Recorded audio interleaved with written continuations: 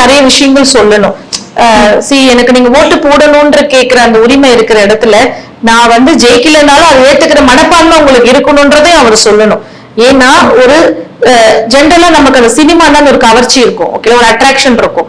So யாரு அவர் சொன்னா எல்லாருமே இந்த கேக்குறாங்க. குழந்தைங்களா இருக்கட்டும், விஜய் என்ன பேண்ட் போடுறதோ அதான் போடுறாங்க, விஜய் என்ன ஷர்ட் ஒரு படம் ரிலீஸ் ஆனா அதை போடுறாங்க. சோ அவங்களுக்கு அந்த அட்ராக்டிவ் இருக்கு. சோ அட்ராக்டிவ் இருக்கும் போது நீங்க என்ன பண்ணணும், அவருக்கு அது நல்லாவே தெரியும் ஒரு அட்ராக்ஷன் இருக்கு, நம்ம எது சொன்னாலும் மக்கள் கேட்பாங்க அப்படி. சோ நீங்க சொல்லிட்டீங்க, சோ இதையுமே சொல்லணும்ல. நீங்க வந்து உங்களோட கோரிக்கையை நீங்க கேட்டீங்க. சோ ஒரு விஷயத்துல நம்ம கிடைக்கலன்னா பப்ளிக் ஏதாவது அஃபெக்ட் ஆவாங்களோன்னும் போது நீங்களும் அதுக்கான ஒரு விழிப்புணர்வு சொல்லலாம்.